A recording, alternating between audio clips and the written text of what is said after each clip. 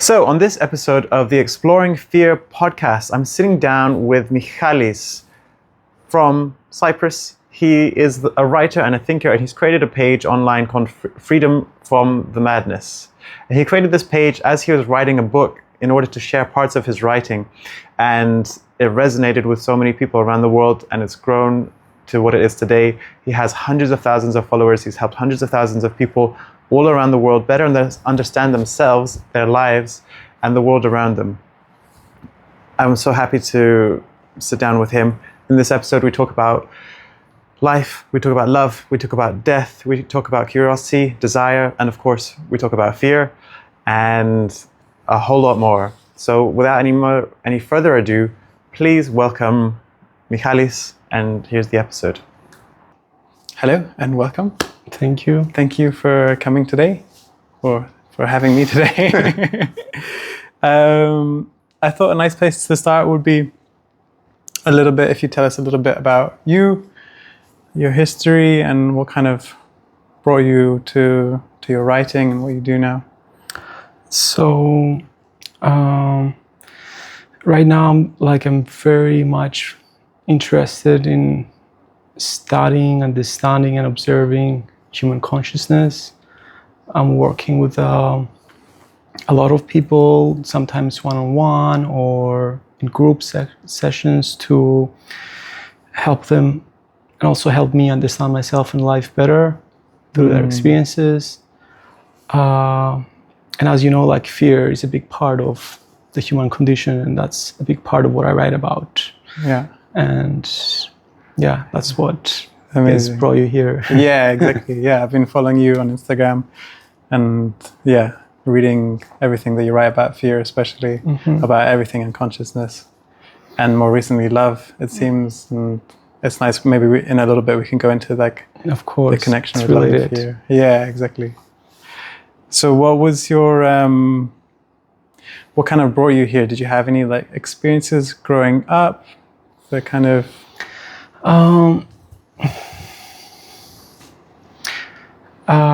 it just happened naturally. I think ever since I was a kid, I was naturally drawn to understand my behavior, the behavior of others.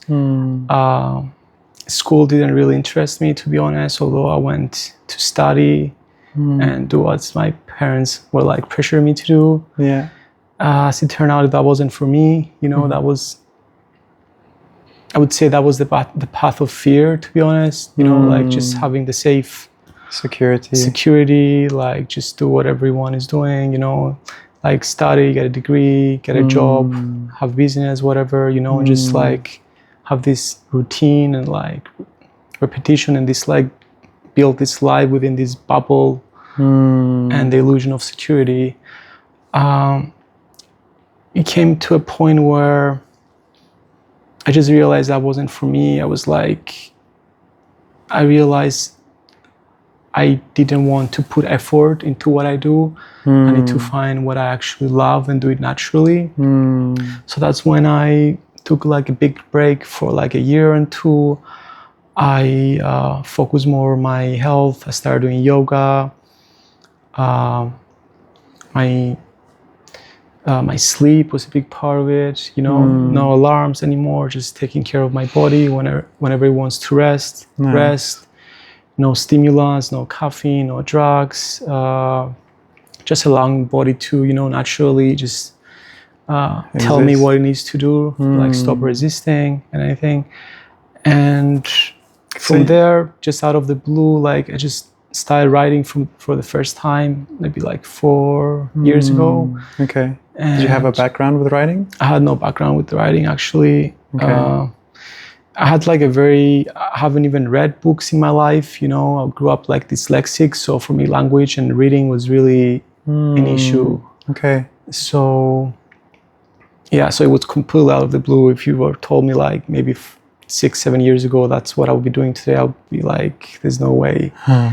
But I realized if you give space to yourself, remove distractions, remove the things that you don't naturally want to do effortlessly, what's within you will come out, But a lot of the times it's very it's like scary to say like, I'm gonna quit everything, you know, this is not for me, this relationship is not for me, this job is not for me, this life is not for me. Yeah. It's like a small death, you know. We want to have security, we want to be able to plan, you know, so we don't really take that step and like trust that something will come out. Can I ask you then, because you said you studied economics. Yeah.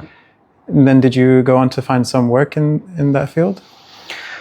At first I started my own like business. I wanted to like do something on my own because I didn't like the structure of, you know, corporate, the corporate world. Then again, I realized, you know, like marketing, those things, sales was not for me. Again, I had to force myself. Yeah. I took a small break again, and then I worked for a bit in the States, but then it was again, it was clearly from the beginning that wasn't for me. So that's when I was like, this is not what I want to do with my life. Yeah. Okay. And you felt like that strong sense of that. And how was it for you in terms of, because that's a big fear, right? Just being in that situation and being like, okay, I'm not stepping away from this security, stepping away from this path. To be honest, the pain of like doing something I didn't like was way bigger than the fear of like that kept me doing it, you know. And ever since I was a kid, you know, like I felt, you know, it was really hard for me to, although I wanted to fit in many occasions. For example, when I was a teenager, when my friends were like drinking, or when they were doing things like gaming, things that I didn't really feel attraction towards. I always felt like the pain of not fitting in was less than the pain of forcing myself to do something. Okay. So it just happened. I guess it was really maybe the way my brain works. But yeah, like if you just, I think every person knows, like, you know, when they force themselves to do something, you know, it's very clear. Yeah. But we do it a lot of the times because we don't want to be alone. Yeah. We want security, we want like company, we want to be surrounded by people, we want to have money, whatever. But I feel like if you just really remove the things that you don't like and they don't come naturally to you, then you just make space in your life for what is natural to come out. And that was my experience. That's my experience with a lot of people I've talked to, and like they share their experience too. And I strongly believe that if you really take that step and have faith, that things were going to work out. You know, maybe like your life would just go to hell in the beginning, you know, like things would collapse, you know, relationships would end, you know, you get a lot of pressure. But if you really align, you know, when your inner truth aligns with outer reality, you know, that's when alignment happens. And then that's when you start to attract things instead of like chasing them, you know. You just naturally do what you like, what you love doing, without expectations, you know, without seeking a reward, without thinking, oh, I'm gonna do this because I want to get this or that, you know, just doing something for the sake of doing it, you know, being fully present with it. Then things naturally start working out for you, you know. So you recommend taking the path of more like, instead of going out and trying different things and looking for something just to see what's in your life that doesn't resonate, to cut that out, find some stillness, and then naturally something's going to come up. It will come out, because you see, like if you just remove all the things that you force yourself to do, right, then naturally like your life will like empty out. There will be a lot of space. And in that space, if you stop distracting yourself, you know, like for example, if you remove the things, like for example, if you do things that you don't like doing, for example, waking up every morning, going to a job you don't like, being in a relationship you don't like, you know, how people cope with that is usually with some amount of pleasure, you know. So maybe they come home after work and they start drinking. Maybe they go out with friends. Maybe they binge watch something on Netflix. Relationships, sex, traveling, it's a big escape too, you know. So if you the first step for me was to just, if you remove everything that gives you pleasure and keeps you be able to keep going something that you don't like, like the pain of doing that will be so big that we can't like resist it anymore, you know, because there's no shopping, there's no like going out anymore, there's no escape. So you have to really face that pain. And when you really face that pain, then it's clear there's no really a choice there. You need to make a change. And then you just start removing things. This is not for me. This is not aligned. This is not aligned. This is not aligned, you know? And then naturally, every person has things that grabs their attention, you know? Like when we go to school, for example, we're taught how to concentrate, you know? You're saying like, I have an exam, I need to concentrate that. And then your attention goes somewhere else. You know, if you allow yourself to be drawn to the things that like grab you, you know, that's you naturally get better at. You don't have to try to focus. You don't have to try. It's like effortless. And it's interesting because I heard this like, I read this thing that like Carl Jung said, and he said, what is attention? He was like inquiring into attention itself. And he said, what is attention? You don't really choose the thing that grabs your attention, right? It comes, it's like naturally. So what is it actually?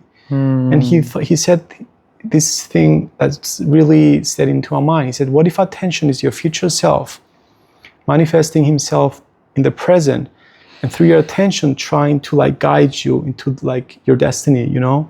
And then you keep like avoiding that, and you're like, oh, this is not gonna make me money, you know, this is not, and I should be following that, and then you ignore that, and then it comes back again, and you know, you just ignore it. So you just need to just remove the effort, and just full attention. That's it. I think it's pretty like simple. It's pretty simple, yeah. It's pretty simple, but it's also not easy. I think in a lot of ways, especially when you're talking about like kind of coping strategies, and like not drinking, not socializing, not like scrolling on your phone. These things, because sometimes you need a little bit of this, right, to help you cope. Yeah, exactly.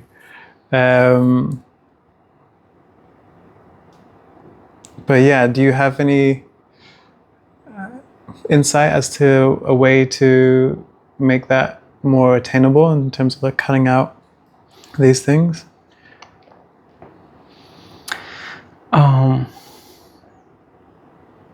Because that takes a lot of effort, and then if you don't have the strength to kind of do that, it can be.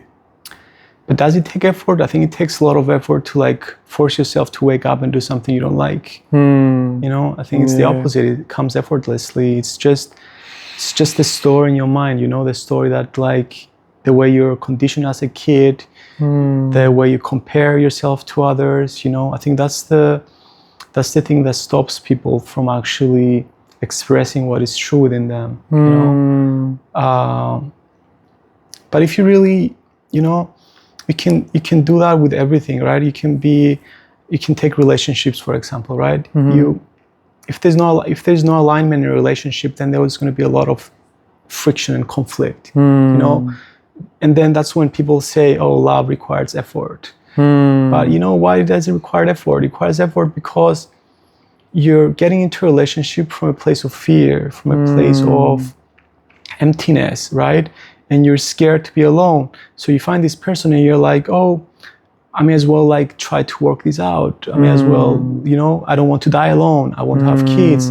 This person offers me companionship, you know, I get pleasure from this person, safety, security, you know. And then you think like it requires effort because there's misalignment, you know. It's the same thing with every dimension of life. I'm not saying you should just be careless and just completely cut off everything. But you really, if you just take some time by yourself, you really know what you feel and what you do are not aligned. Like most of the time, you know, you feel this way and you say, oh, I must do that. I should do this, you know. This is how the world works, you know. But if you remove the shoulds, the must, you know, like all these rules, and just follow what you actually feel, you know. I mean, I'm not saying if you follow what you actually feel, that's going to incredibly improve your life. Yeah. But that's how you learn in life, you know? Yeah. You don't learn by just watching other people, you know? You learn by actually going through an experience, even if it's painful, and then facing that and learn, and like, that's how you grow. But if you just sit there and just look around and you're like, and then you just listen to your parents, your teachers, the books you read, and they tell you, you know, just do this, and then that doesn't come from actual direct experience of life, and then doesn't manifest into insight. And if it doesn't manifest into insight, that's when you require the willpower and effort. That's why you see all this explosion of like people who are motivational speakers who are trying to like motivate people to wake up in the morning, to you know, like grind, hustle, jump in an ice bath.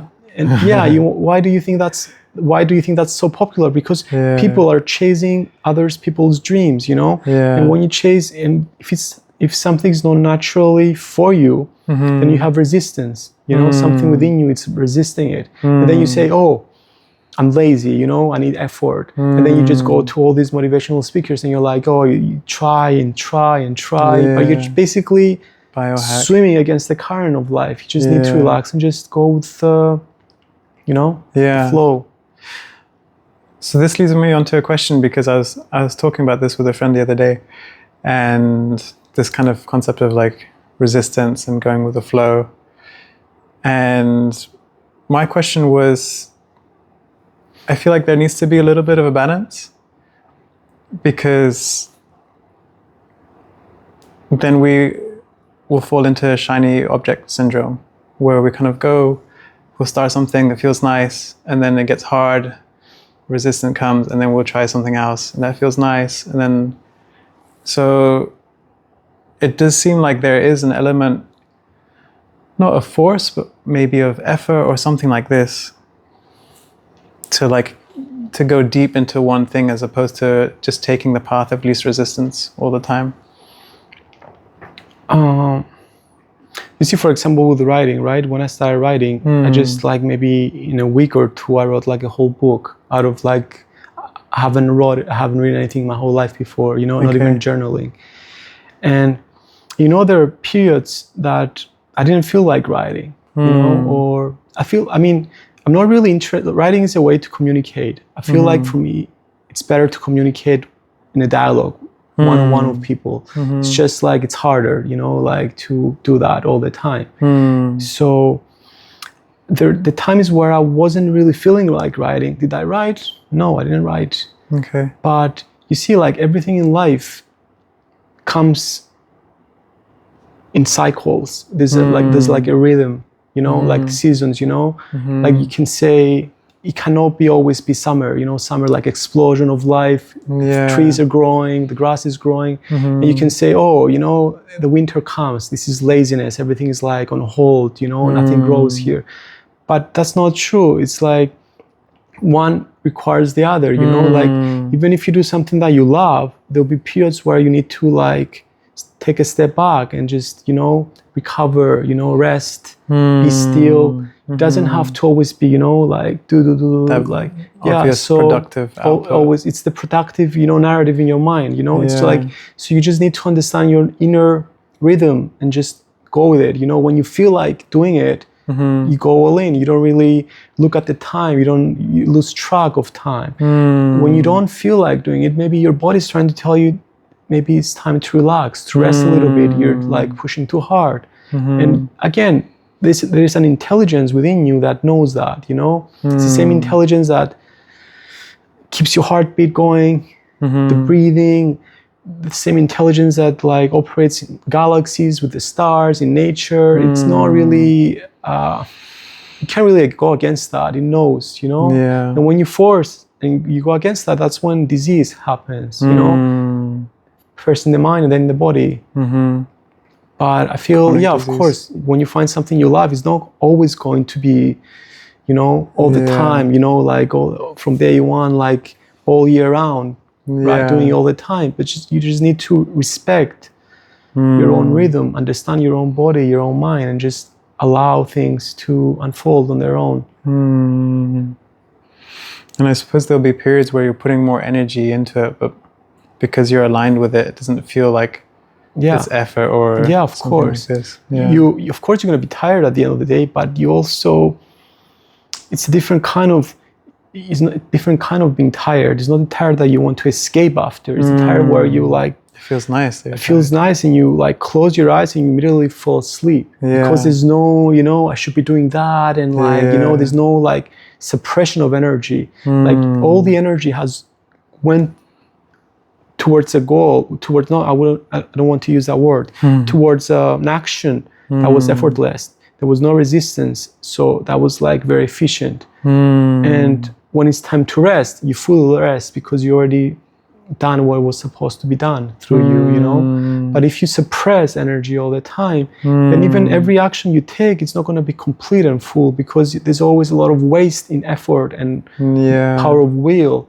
And again, the power of will is it's limited, like that's why a lot of people find it so hard to quit smoking, to like get out of addiction, because it's just try and use like the muscle, power of will, power of will, as opposed to looking at your subconscious, your beliefs. What is driving that behavior underneath, what's the root, instead of like trying to change the pattern, understand what's beneath the pattern, like face that instead, and then everything dissolves on its own. There's no need to struggle. It seems like there's a lot of just listening to intuition and trusting yourself. But at the same time, it feels like this is not a skill that we've learned, and we kind of grow up in a society where there's so much noise going on, and we're not really taught to trust ourselves. We need to look outside for guidance. And I know you touched on it before, like cutting out things and finding that stillness. Have you spoken to people, and is there kind of any advice that you give to people for finding stillness? And I'm thinking especially the sort of people whose minds are really, really fast, and they need to be doing something. You see, why is the mind going really fast? That's where the question is, right? You need to understand, instead of asking, how do I stop the mind? You really need to understand the mind and what is the mind doing in the first place. You need to like be able to understand the whole picture, instead of trying to find a solution and say, I'm just going to use this method, I'm just going to sit there, count my breaths, focus somewhere, and then, people have tried meditation techniques for like years and years, and then you just do it like 10 minutes in the day, 10 minutes after, 10 minutes in the morning, 10 minutes after lunch, 10 minutes before bed. And then the moment you stop, maybe you find some peace, then the moment you stop, like the thing is back on, So you need to realize that what is thinking in the first place, and how is thinking related to identity? Because people say, I want to stop, I want to be still, I want to find stillness, I want to find peace. But I don't think they really know what that is, because if you really sit there and there's no thinking involved, then that's a form of death. No, that's death actually for the identity, because all the thoughts you have come from an image you have about yourself, an image that has expectations, and needs to fulfill those expectations through actions. So let's say I'm a mother, right? And I grew up conditioned to believe, my worth as a mother, this is one role, is to always have the house clean, to be able to feed my kids, always they have something to eat, right? So the moment I maybe try to have a nap in the afternoon, right? Then the thoughts will be like, the house is not clean. What are the kids gonna eat? Like, what is this gonna, like, mother, So like, if you just take that with everything, it's like every identity you have, every role you play has expectations. Those expectations, through thinking, they want you to act, to keep up this identity. Because if you really stop doing the action and following the thought, the identity crumples, because and then you're nothing. But who wants to be nothing? Will want to be someone. You want to be somebody. It's terrifying. Yeah. It's like the void, the emptiness, you face that inside of you. So if I'm not this, then who am I? Yeah, exactly. Yeah. And then it's so for me, it's really understanding what is thinking, what is driving thinking, its relationship to psychological time, fear, identity. Like those things are all related, you know. Like if you want to go more into that, of course. I think we can, but maybe now might be a good time to kind of orient ourselves and just define what fear is. Yeah. Yeah, that's a really big question, right? So what fear is? So let's say I go to the doctor, right? And the doctor tells me you have like 6 months to live. I'm taking like extreme examples just to Then what is fear at that point? If I don't think about the future, is there fear?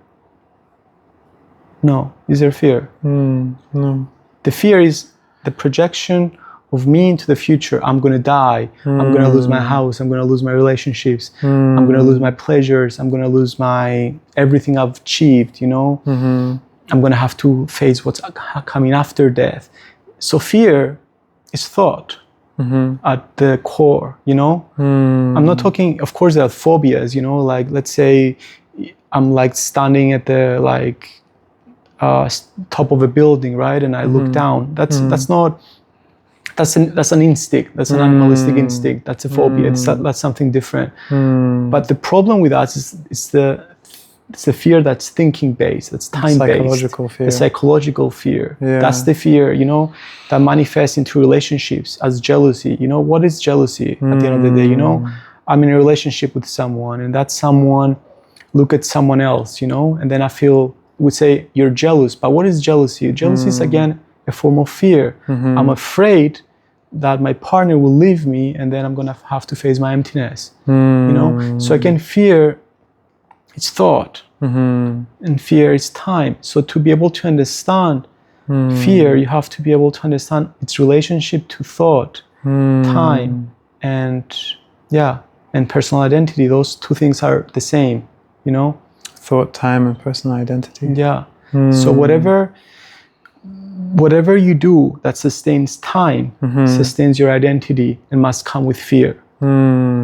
So let me give you an example, right? Let's say I have a goal. A goal is again time. It's something in the future, right? If you have this goal, the moment you start working to this goal, fear will come along because you're moving towards the future, right? Maybe you don't achieve that goal. Maybe this, maybe that. Yeah. Exactly. The moment hope, it's again time. Yeah. You know? What else? The moment you have thinking about the past, again, is time, you know? The moment you can't let go of something, you know, and you like think about it.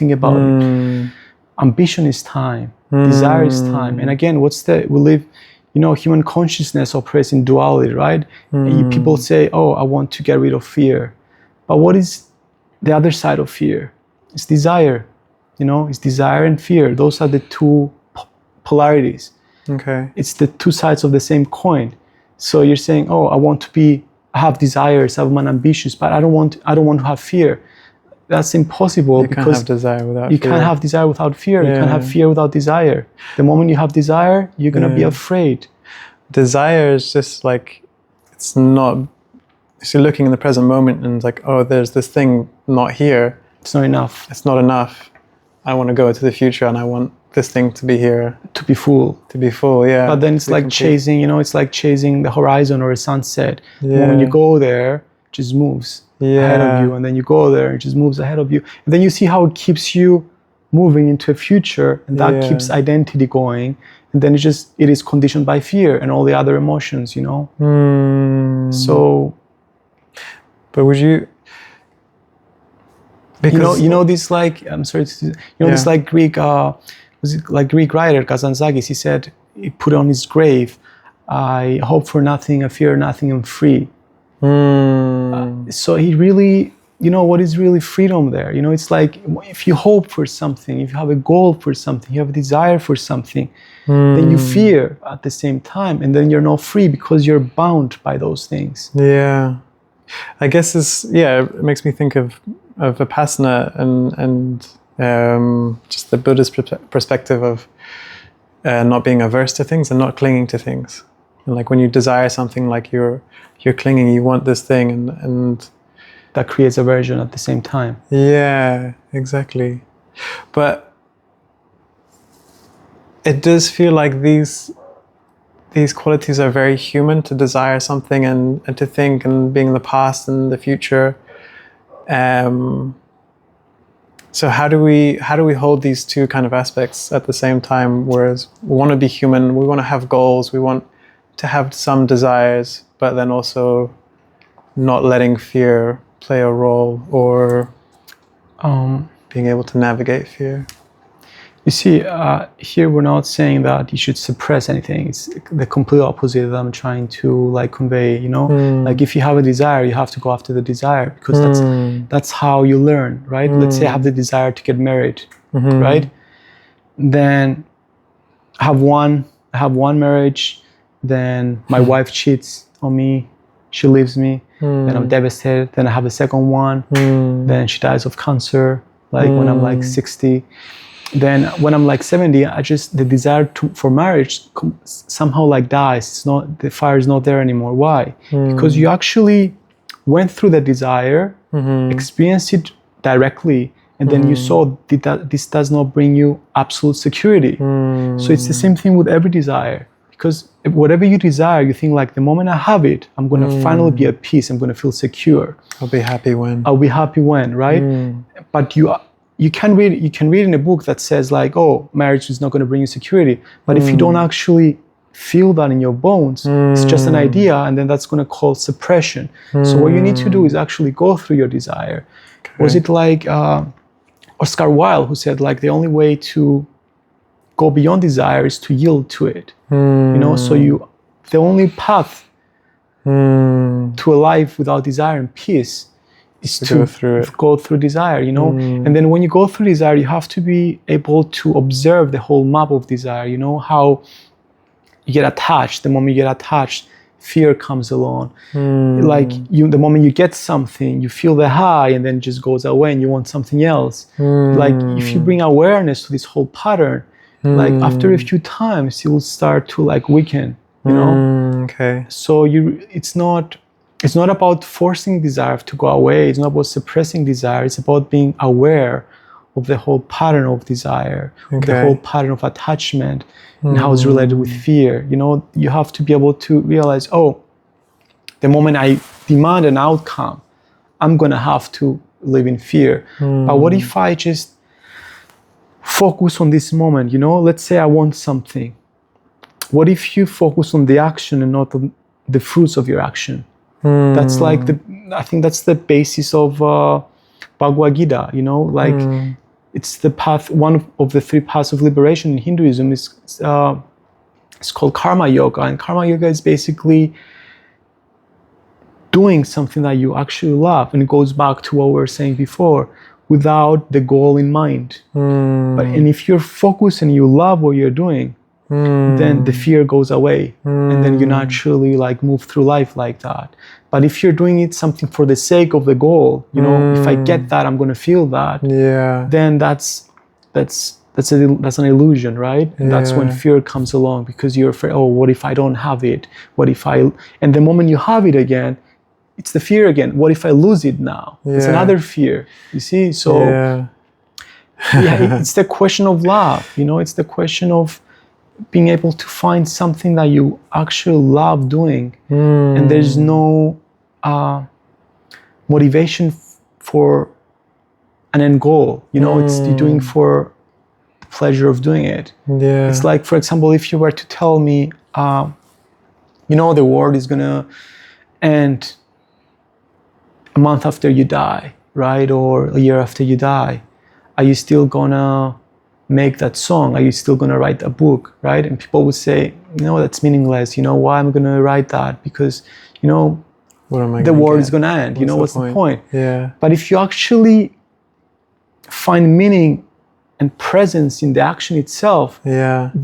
it's irrelevant if the world is going to end, because it's you're doing it for the the action. joy of doing it. The action is basically a means for life to flow through you. So it's not the goal that matters, And if you operate like that, then what happens outside of you, it's completely irrelevant, And that's actual security. That's security. Yeah. That's security. That's the security that I'm not like a for. slave to outside circumstances, outside events, Yeah. But one can say, that's like, it's very hard for people to like find what they love. The people maybe have mortgages, they have bills, responsibilities. They found themselves, if you find yourself into that kind of world, do that, but don't try to act and then detach from the outcome. Say, maybe you have like deadline at work, right? Just sit down, do everything you can at the best you can, right? And then the moment you stop, just let it go and just be completely detached from the outcome, and then have trust that whatever outcomes comes to you, then you're going to respond, not react. If it's a failure, don't see it as a failure. See it as a redirection towards something that is actually true for you, So if you see life like that, it's more, you approach life from a place of wonder and curiosity, not from a place of fear. You do something and then you detach, and then you're like, oh, this happened. I mean, this may not what I would like, but let's see what comes out of it, where am I going from there? Yeah. And then again, you act, you detach. You act, you detach. You just focus on the action. So it sounds like you're saying, I'm just thinking in terms of people who are in a job that maybe they don't like, or they have these responsibilities. It's less about leaving there and finding your passion or your purpose, and it's more about being where you are fully, yeah, and finding the joy through like the menial things, just bringing your full awareness, full presence to that, and doing that for the sake of doing that. And then I imagine developing that sort of lifestyle, that sort of outlook, and those kind of, not patterns, but that way of being, you will naturally find the thing that you love. Because it's not just it's not just being present in your work, let's say, and then you get in the car and then you rush to go home, and then you just you're on the traffic lights and you're just beeping and you're just checking your phone. You need to bring mindfulness into like every activity. You need to like slow down first of all, stop rushing. I think that's one of the things we need to like learn, is to stop rushing. You need to refuse to do anything under pressure. Like take your time, like when even if you find yourself in traffic, open the windows, just look around, hear what's going on around you, smell this. Take a deep breath. Yeah, take a deep breath. When you wash the dishes, like feel how it feels on your hands. Don't just rush. Don't see it as a chore. When you take a shower, do it slowly. When you walk, don't just rush to go somewhere. Just enjoy the walk. Yeah, that's mindfulness. You just bring presence by slowing down with everything you do. You try to feel the sensations in your body, like to see how you interact with the world through your senses. How does it feel like? How does it smell? When you eat, don't rush to finish. Don't be on your phone. Don't watch TV. Just try to, close your eyes. Like chew slowly. See how the textures, the smells, how it feels like. So if you start with very small things, and you just do them slowly, I think this is going to like spill out into every area of your life, even the things you think that you don't want to do right now. And of course, like if you find yourself with kids, if you have mortgages, if you have like that, it's not, that's why they have this thing in Hinduism that's called like dharma. That's your duty, right? And if you find yourself in that position, it's not, you don't really have to leave everything behind and leave them. That's not really ethical, I wouldn't want to use that word, but I want to bring morality into that. But those are the consequences of your own actions. You need to face them and learn, you know. But you don't need to like be resentful. You don't need to like hate your life for it. Just bring presence into whatever you're doing, and then everything becomes lighter, you know. A lot of it is just about, it feels like we kind of grip onto life and control. We have a fist, and like if I'm controlling these, everything will be okay. Yeah. But the more you try to control, the more insecure you have, because there's more things you can't control, and then you feel you want to control more. Yeah. So maybe it's the desire for security is what creates insecurity at the end of the day, you know? That's really interesting. Could you expand on that a little bit? It's like, let's say if you want to feel secure, right? I want to feel secure in my life. So what am I going to do? I'm just going to watch my health. I'm going to eat everything right. The moment there's a problem, I'm going to go to the doctor. I'm going to work. Lots of money. I'm going to work and make money. So in case something happens, I'm going to have to be able to afford it. It's like you keep looking for things to like protect like shield yourself from the ills of life, whatever goes unexpected, and it's always something else. And then the moment something like unexpected medical exam comes, you know, the moment, I don't know, your kid gets injured, the moment you lose your job, like everything collapses, and then you just, you know, you just look for something else, and you just, it's never enough. You just need to just relax, you know, and just aligned. And you know, you have to accept that everything is impermanent. Everything you love, you're going to lose. You're going to die.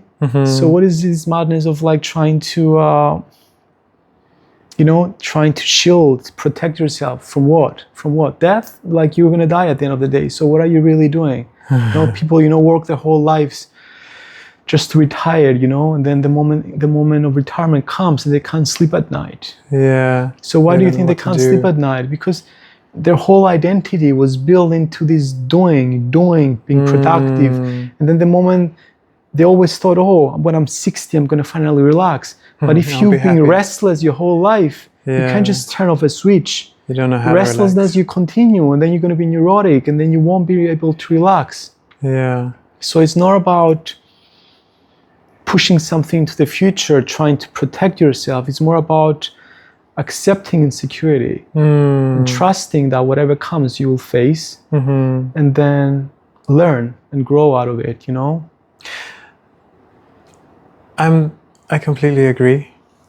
But I'm just trying to think of people who, because I think essentially what we're talking about is being able to trust in life and trust in ourselves to navigate life and to handle all these things that come. But I'm thinking about people who have had experiences that show that they can't trust life. Maybe it could be an injury, the death of a loved one, or a caregiver, or something like this. And because I feel like that's where a lot of these things come from. It's either passed down subconsciously through your parents, or you've had these experiences directly. How can these people be like, oh, I don't need to save any money for this medical thing? I don't control. You see, it's you see the mind. What the mind does is basically clings in the past and projects it into the future. So you say, "Oh, this happened in the past. I better be prepared now. I don't want it to happen again." So let's say an example. Let's say I was in a relationship, you know, and my partner abandoned me, or my parents abandoned me, right? And then have this deep fear of abandonment. Then you tell this person, just trust life, don't fear abandonment. That's like complete rubbish for them, right? You can't really do that. But then if you really observe, you know, if I fear abandonment, I somehow attract it in a way, you know, like your very fear of abandonment it's at the front of your mind. Makes you attract that experience because you embody that frequency of fear, right? And you can say, oh, you talk about frequency, this is bullshit. But let's just take an example, right? Let's say my parents abandoned me, right? And I have this deep fear of abandonment. And I get into a relationship. What happens if I operate from that? You're looking for that. You're looking for signs of that, right? yeah, you're looking for signs of that. So Yeah. how do you become? How's your behavior becoming? You become possessive. Yeah, You become insecure. controlling, right? Yeah. And what you actually do, you slowly pushing the person away to abandon you, right? By acting, by reenacting the pattern unconsciously, right? There's this concept from motorbike driving, which is target fixation. Yeah, my friend told me about that. Really? Yeah, go ahead. And it's essentially that. It's like when you're riding and you're going around a curve and you see a lamppost and you're like, I don't want to hit that, don't hit that, don't hit that. But your mind is just thinking about hitting that. It's not saying you're saying don't hit that, but you're Actually going towards it. Yeah. So it's the same, I think, with this, with abandonment. It's like, don't get abandoned, don't get abandoned. Yeah. And then because you don't want to abandon, what happens? Where is abandonment? Oh, this woman just like talked to him, he was late from work, and then you start acting out, and then it was nothing, and then this person was like, and then you become controlling, possessive, and then it's with every fear. You think like, oh, if I project this fear and try to feel security, I'm gonna avoid it. Oh, you actually do, you recreate it. Yeah. So if you actually I don't really have anything to say how to like avoid it. You just need to bring awareness to it. If you really see this behavior, right? That you're trying to project the past into the future, and then you recreate it through your own behavior without even realizing. Because the problem is that most people don't even realize they're doing it. And they were saying, oh, you see, my fear was right, this person abandoned me again. Yeah, I knew it. So, and then I knew it. So you become more closed off, and then this fear is more. The next time you're more possessive, you're more controlling. Yeah. And then you push the person like further away right away, and then you're just like, oh, you see, I'm going to be alone again. Yeah. And then you operate, and then you go, and then you find, and then you have another belief now, I'm going to be forever alone. Yeah. And then you go on a date, and then what happens? You seem desperate. Yeah. Because if you operate from the belief that you're going to be alone, that's based on the past. I don't want to be alone. I don't want to be alone. So I better act correctly. I'm going to watch every move. I'm going to say the right thing. I'm not going to be myself. What if the person, and then you just create an image. You're tense. And the person feels this tenseness in you, and then they're like, this is not, I don't want that. I don't want this. This doesn't feel relaxing here. It doesn't feel chill. So you end up like staying alone again. Yeah. I guess that's the kind of mechanism, like you think about PTSD or just trauma. You had this experience and you become traumatized. And you create it again. And you create it. You're bringing the past into the present all the time. Then you're like some people, I just keep attracting narcissists in my life. It's not, you really need to take a step back and see, what is this trying to tell you about yourself, What is this trying to show me about myself? What is it trying to show me about life? It's not random. Why are you keep attracting those people? Why isn't that person not, Like, what is this, what are you not learning? Because let's say there's the fire here, right? And then I feel cold, and then I go towards the fire and I touch the fire and I get burned. And I'm like, oh, I get burned. And then 3 weeks later, I see a fire again. I feel cold. And I go and like get burned again. I'm like, oh, it's fire. It's full of the fire. It's full of the fire. And then a month later, the same. You see, but if you don't see that, if you go too close, you're gonna get burned. If you don't learn from like the pattern, then you keep repeating and then blame the fire. The fire was just there. It's you that you moved towards the fire because you needed to learn something. But if you don't learn it, you act the same way and you recreate the experience. You're just recycling that experience. The same experience again and again. It seems like the answer to life. Yeah, it's not awareness. It's not like life is trying to like punish you. Yeah.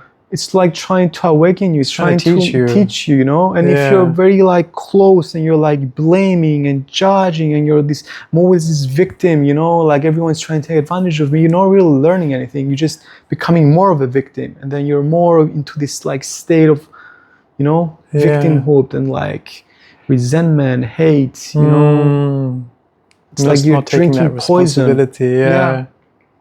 I'm not saying to blame yourself. Just trying to just take a step back and see, what is the pattern here? What is the behavior? What is my belief that is driving this behavior? Can I like let that go? Can I operate outside that belief? What can I do in this situation? Yeah. So you just touched on something and it made me, I just want to bring up the theme of suffering. It's something that I've been thinking about a fair bit recently, and it seems like a lot of our society and self-help and things like this is looking at avoiding suffering.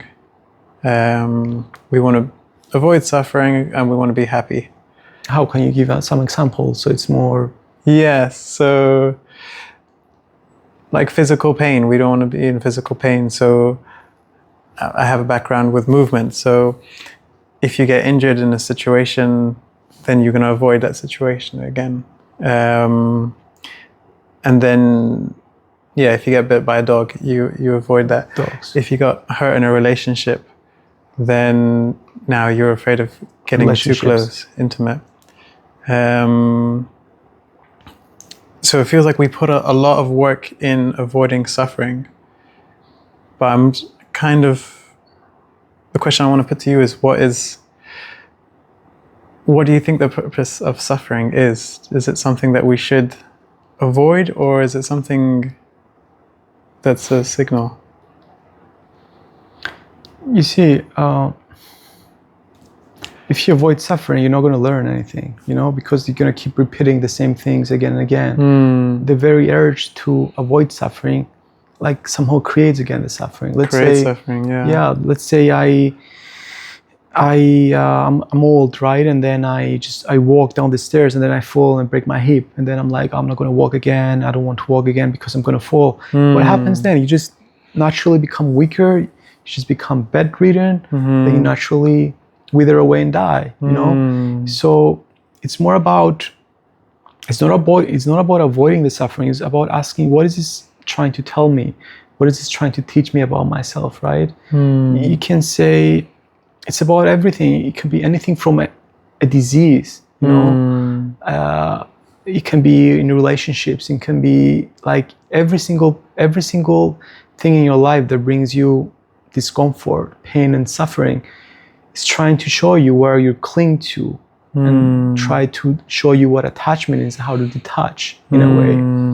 It's trying to move you towards wholeness. Because when you have an identity, when you operate, when you say, I'm Michalis, I'm Cypriot, I study here, this is my family, this is my skin color, you become like separate, And then if you become separate, you want to compete, you want to improve, you want to compare everything. It's me against the world, it's us versus them, and then that's conflict, that's the polarity, that's the tension between the opposites. But every time there's something that causes you suffering, it's an invitation to expand your consciousness a little bit and understand something, and and grow more towards wholeness, towards like peace, like towards moving away from this like illusion of personhood and like identity. So let's say if my partner abandoned me, right? Instead of like, if I avoid suffering, say I'm not going to get into a relationship again, right? To avoid suffering. Do I really avoid suffering? I end up being alone. Relationships are nothing more than mirrors to reflect yourself.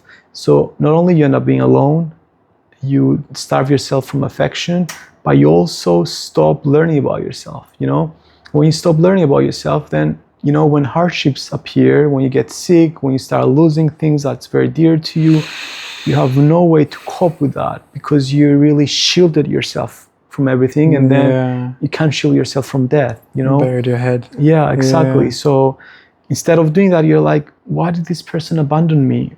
What is this?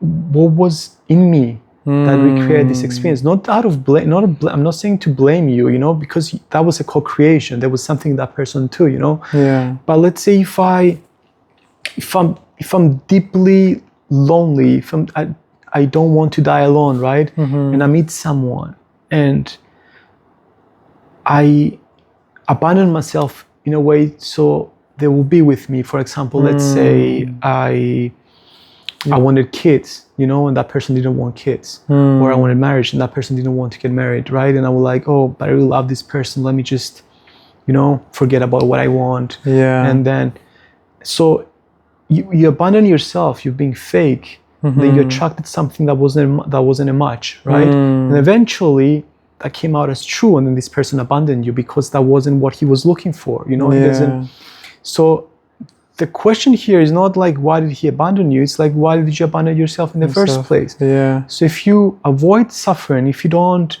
go into another relationship, and then see how, you're going out of fear, you're going out of loneliness, you're conditioned from loneliness. The moment you feel this lonely, this sense of utter isolation within you, you want to get into a relationship. And then you start pretending, you start wearing masks, you start suppressing things within yourself. And you start recreating the whole pattern of abandonment. Then this is beautiful. It's like when you actually see that, there's a huge change within you. There's a light. It's like you bring light to like a dark corner within you. And then life becomes, easier. Like relationships become easier. You learn something. It cannot happen again. You don't, when you feel lonely, because you see where it led you, you see like how it hurt you, like the fire example. You don't immediately jump into a relationship. You don't try to suppress your wants, your needs, your desires. You say, this is not for me. And you move away, like.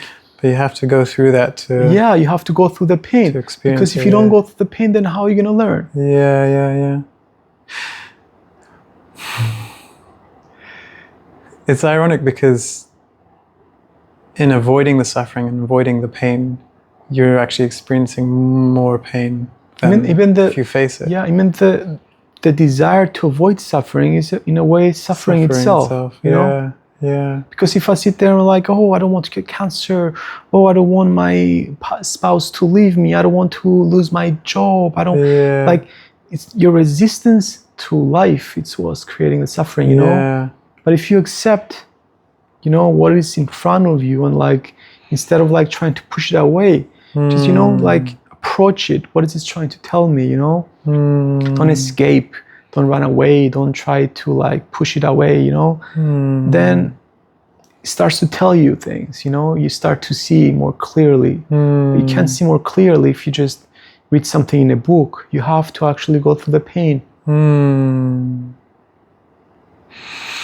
Because imagine if there was no pain, if there was no suffering, would you move? No. So if you don't move, then what is it? It's like you're back into stillness, wholeness, death of identity. This whole play collapses. Death, right? Yeah. So you have to go through the desire, the suffering that comes when the desire and when the thing you love is taken away, and then after experience, you expand, and then you say, this is okay. I played long enough. This doesn't make any sense for me anymore. Yeah. I'm finally at peace where I am, and that's it. Seems like a nice place to be at that point. Yeah, I mean, it does seem like that's what pulls a lot of people, is to find that kind of sense of peace. But you see, again, the desire for peace is what like keeps peace away, because if you keep chasing it, it's again another desire, and you keep like putting yourself into this loop, you know? Like when I have that, it's like, oh, when I'm enlightened, it's like, oh, when I'm a millionaire, when I'm famous, when I have kids, when I have this, it's like, it's just another, it's like you create this spiritual ego right now. It's another identity, you know? I'm going to retreats now, meditating, you know, I feel pride, you know, and then it just, through effort again, you know, I don't want to meditate today, but I have to meditate because I have to like find peace. It's just, peace is just a state of ease and relaxation when there's no effort. That's what it is, you know, when you don't have to struggle to prove anything, when you stop comparing yourself with something. That's what peace is, you know. It's not an end goal. It's not something it's a state of being with life. It's just when you are here, not there, not in the past, not in the future, not in your head, not thinking.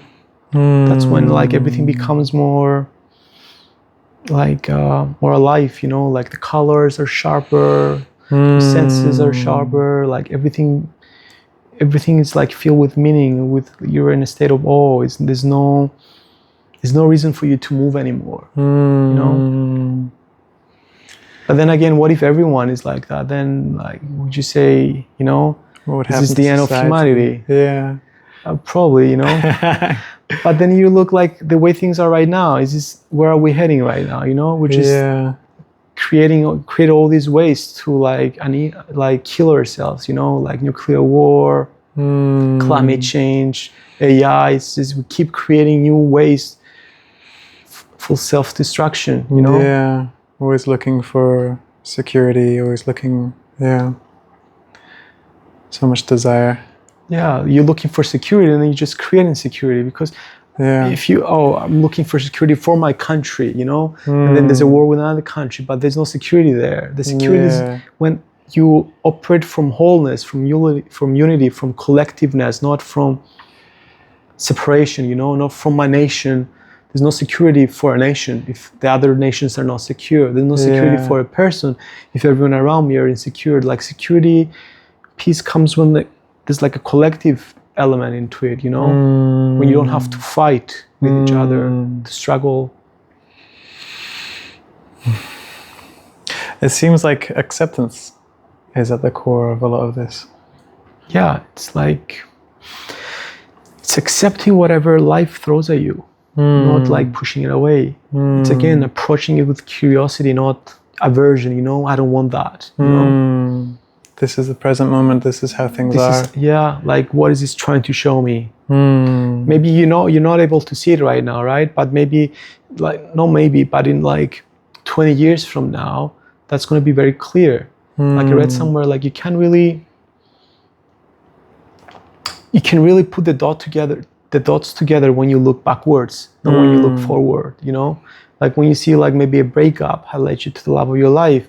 You know, a lost job opportunity led you to a passion. Maybe you were like broke for a few years, but you know, when you were like in that state of desperation and you allow this, you know, and then you look back and you're like, oh, thank God this person fired me. Thank God this person left me, you know. But if you're not open, then you just close the doors and you just not trying to control. And you don't go through the open doors because you see this is a closed door and you don't see there's an open door next to it. You just keep like standing outside the closed door and you're like, why did you close? Why did you close? And it's just again approaching life with curiosity, you know. If you approach life with curiosity, there's never a problem. It's always something to discover. It's like a child with a plays, you know, you discover something. You discover something about yourself, discover something about life. There's nothing going wrong there, you know? Just looking at it, I'm like, oh, that's interesting. Yeah, this is reality. This is what is. Forget what should be. You know, and just what is this trying to tell me? What am I not seeing here? How do I surrender to that, you know? There's this really nice Zen proverb, I think, that captures this, which is, I'm probably going to butcher it, but something about a farmer and one day his horse runs away and then all the villagers like, oh no, that's so bad.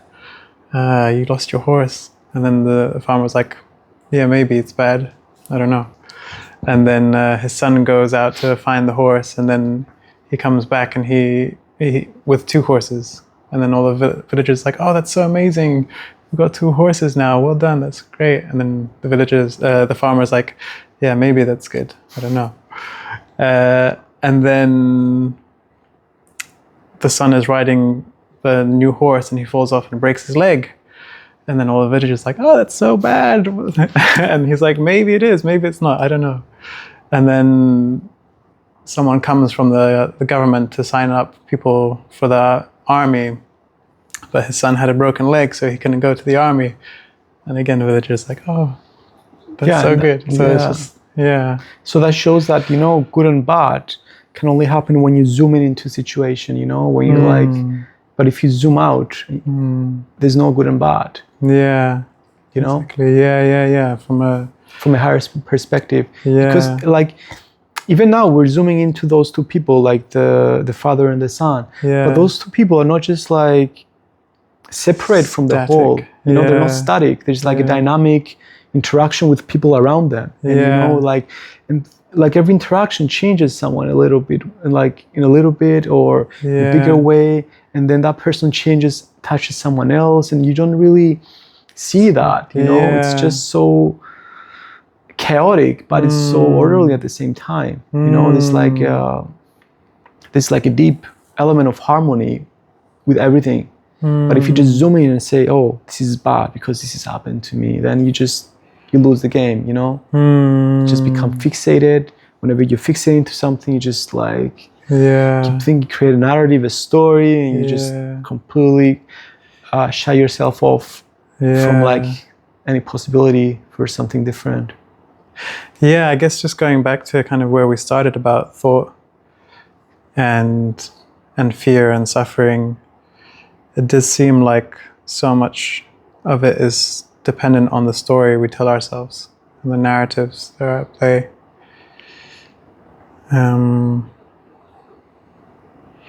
And what you said about curiosity, I feel like is such a good antidote to that, and awareness, right? Instead of just knee-jerk response to a situation and then the automatic thoughts come up, you tell yourself a narrative that maybe you've inherited from your parents or from a film or from wherever it is. You just stop that in its tracks and then try and meet it with curiosity. What is this like? What is this showing me? You know, why is this person acting that way? You know, why was this person cruel? You know, what were the causes of that? You know, just see the whole pattern. Because if you see the pattern, there's no, you know, people usually judge, they're afraid because they don't really understand something. But if you really see the whole pattern, you know, like let's say my father abused me, I hate my father and that and all that. But then if you see your father was a kid like you know, like what happened to that kid? You know, what happened to that kid? If you were there to have his experiences of life, you would have acted the same way. And then if you just push that experience away and you like, say, I don't want to have anything to do with my father, he was violent, you know, you reject that within you. When you reject that within you, you let it grow, you know, and then you will, for sure, in the future, manifest that behavior in one way or another. And then you're going to realize you just ended up like your father because you rejected your father. You didn't approach that with curiosity, with understanding, with love, you know, and you didn't accept yourself in that way because you are a continuation of your father and your mother, you know, you're not separate from them. They gave you the pattern. Maybe the pattern was not, was dormant. But when the right situation came up, then this pattern broke free. But you were not aware of that, so. And you weren't aware of it because you didn't accept it. You didn't resisting it. And you didn't want to approach it with curiosity to understand, you know? I feel like a lot of this is dependent on your tolerance to pain. Maybe that's not the right word, but... You mean physical pain or mental pain? Mental pain. So basically, it's basically how much you're thinking, you're saying. Yeah. Because if you're thinking all the time, you're suffering. Yeah. If you're overthinking, right? Yeah. But it's a story. It's again you see, you need to realize that as long as you have things that happen in your past that traumatize you, you don't want to look back. As long as you have people you have not forgiven, and you couldn't let it go. As long as that's the past, that's time, right? As long as you have good memories in the past that you don't want to like let go. You know, I have like boxes and boxes with old pictures we can't let go, you know? We go to like a holiday, you just keep getting pictures and like accumulate them. As long as you have the past and as long as you have a future, the future can be a goal, a hope, a dream, you know, like as long as those things exist, you are going to be conditioned by emotions, and fear will be one of them. And that's how things are, because that's time. And identity is time, thought is time, and fear is time. It's the same. It's all the same thing. I'm not saying you should suppress it. It's just the reality. So when you say I want to get rid of fear, you're saying you want to psychologically die. You want to... Why is that akin to psychologically dying? Because if you operate not from memory, right? Let's say when you meet someone, right? When you see someone you know, you don't really see that person. You operate from memory. You have all these interactions in the past, and then you just create a model about them, an image, right? And then you just put that image in front, and then it's the person behind the image. And then that's when you expect this image to act in a certain way based on the past. That's why it's so hard to change around people that know you, because they always expect you to act in the same way. Yeah.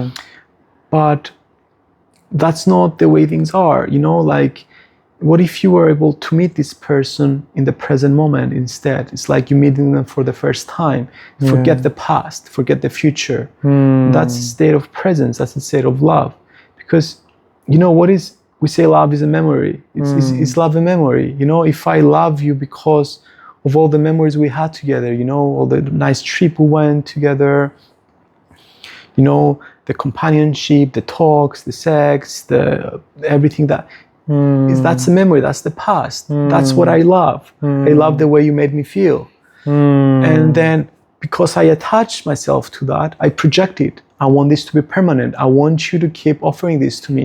That's expectation, that's the future. I create time. And in that time, love cannot exist. It can only, what can exist is attachment and fear and sorrow, you know? You're gonna become possessive, controlling. I expect this from you. If you don't give me what I want, what I expect, I'm gonna leave. And then you see like people who are like in love, and then they call themselves, and then after 5 years, they don't even talk to each other. Yeah. Like, what kind of love is that? You know, that's completely conditional. Yeah. And if it's conditional, it's selfish. Yeah. If you give me what I want, I'll give you what you want. Yeah. As long as we keep this bargain, we're gonna love each other. Yeah. If it doesn't work, like, we're just gonna separate ways. And that's what we call love, you know. But again, love is a state of presence when there's no fear. And then, you know, like, you can really generalize it and say, as long as you're afraid, I don't think you can know love. I mean, you can touch like the smoke of it, you know, the smoke of attachment, but it's not the pure thing, that's not clinging, that is not scared to lose something, that is not possessive, that is not controlling. It's like a state of freedom and presence. You experience moments of love, right? And that's those moments like, oh wow, and then when you want to cling it, and then the moment you want it again, it's gone. You know, exactly. That's why they say that, like, the honeymoon phase in the beginning, like, people are so in love, but the moment you're like, oh, I want this to last, you know, so how do we make this last? Let's just write down our expectations. I want you to stay here forever, because you made the love is gone then, you know. But love is when you're not thinking about the future. You know, when you're not projecting the past. You know, that's pure presence. Would you say, I mean, you just said it, love is presence. Like, when you're just here in the moment, in your senses. And for me, that's why I like to think about fear. You said fear and desire are two sides of the same coin. I like to look at fear and love as two ends of the spectrum. Whereas love is presence, love is connection, love is expansive, I mean, it's connection, right? And fear is in time, it's in the past, it's in the future. Love is timeless. Love is timeless, Fear is disconnection. Fear brings you into your body, fear brings you into yourself. Closed down, constrictive. It's interesting. I feel like a lot of people's definition of love is probably like romantic love. Or maybe like filial love, or love between friends. But maybe you could talk a little bit about this, like, what is your definition of love? And or see,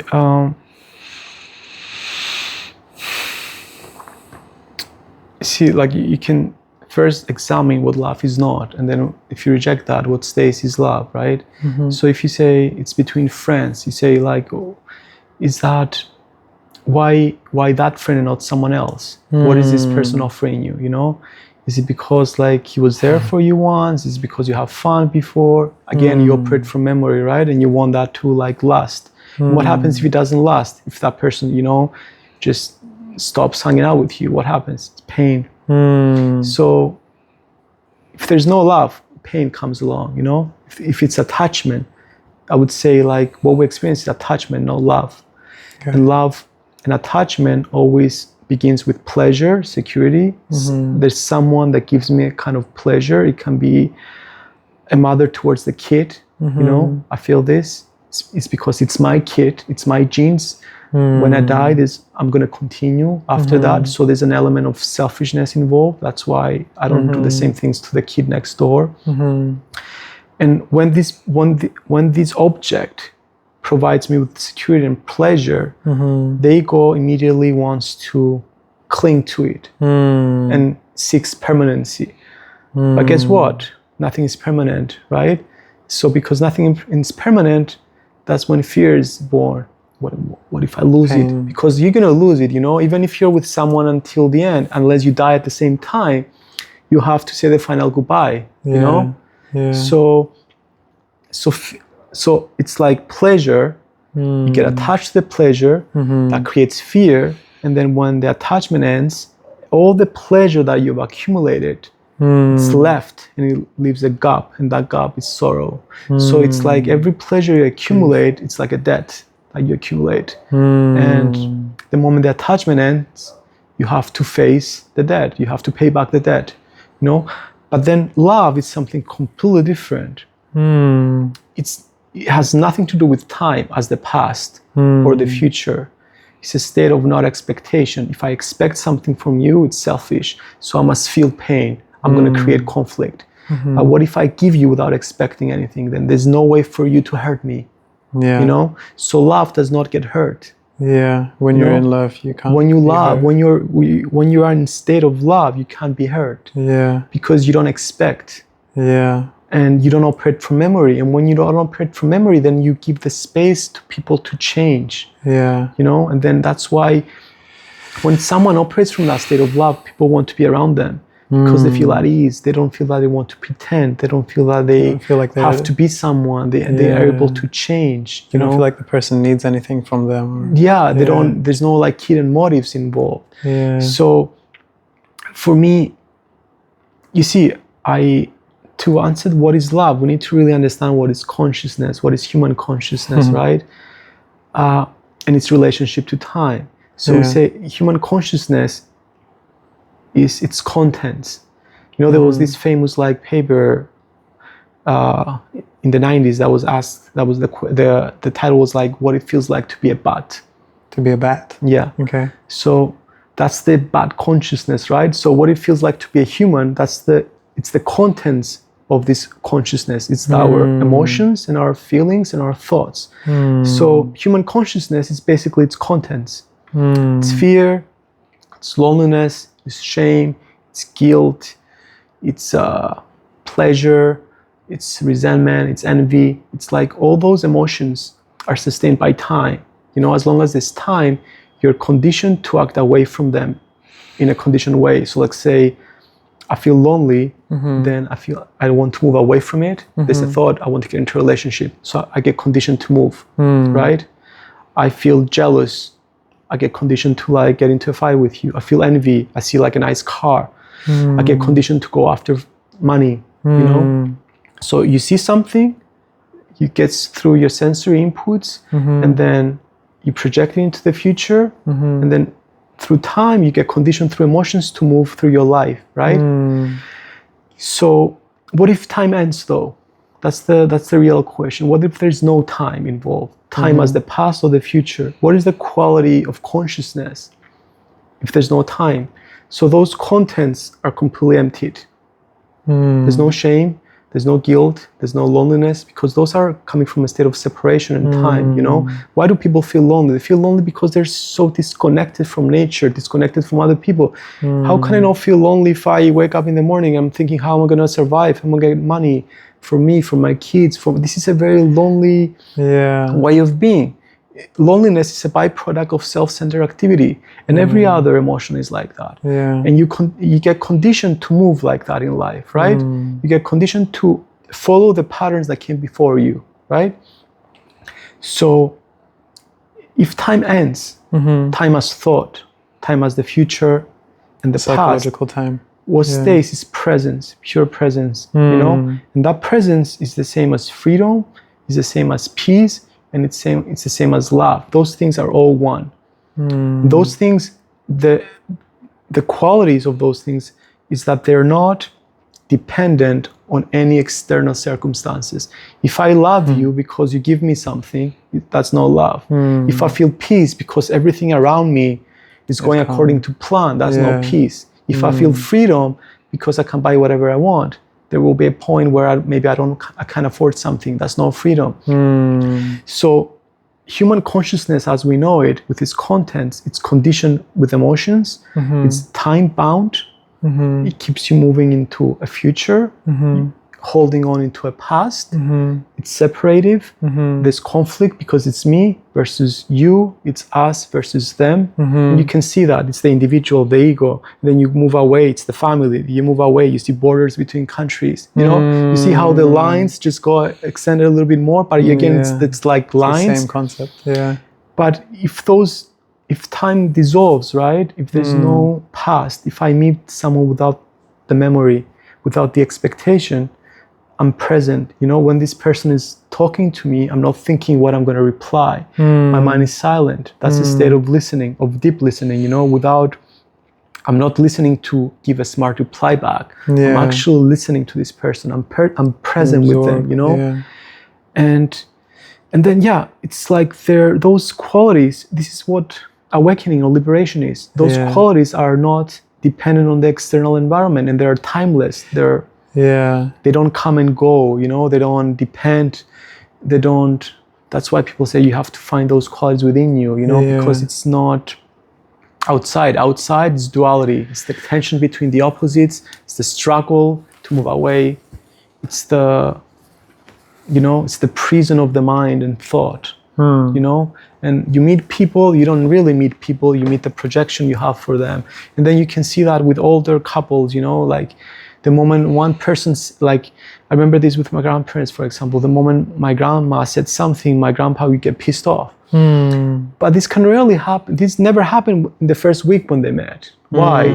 It's because there was no memory involved. That was like maybe the initiation of love, but then you just accumulate memories, you know? Then we're like, oh, the purpose of life is to accumulate experiences, memories. But if you accumulate experiences and memories, you're not really present. Because you see through the memory, you know? You see the sunset and you're like, oh, that's the same sunset I saw in Bali. Or it wasn't as good as it's this not, one. It's not as good, you compare, you know?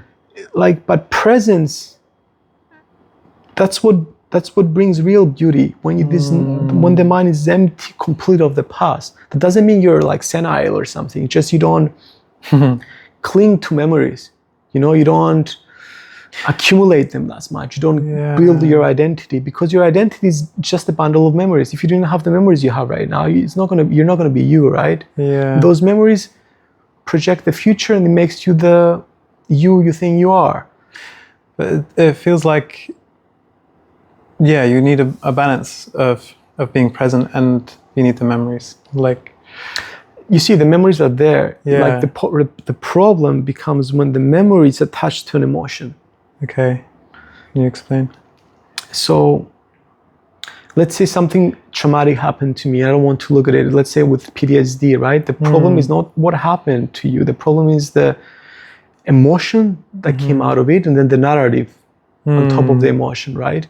But if you allow, because nothing is permanent. Every emotion has like a birth and a death. It's like there's a certain amount of energy. It's like a wave. It's a wave, right? But if you escape it, right? If it's too painful, you don't allow this emotion to fully manifest as a wave. You know, you don't allow it to die. So you have the memory with the emotion, and you suppress it. Okay. And then you suppress it more. And what happens? Imagine if you're in water and you try to push something heavy inside. The more you push it, the more it tries to come up. Okay. Right? It's the same thing with emotions. So when the memory comes up, and when it comes up, it's emotional. It's you can't look at it because it's like there's emotion attached to it. That's what like a trigger is, right? There's trigger. That's where triggers come. It's like that's why it's unconscious. That's why you don't have control over them,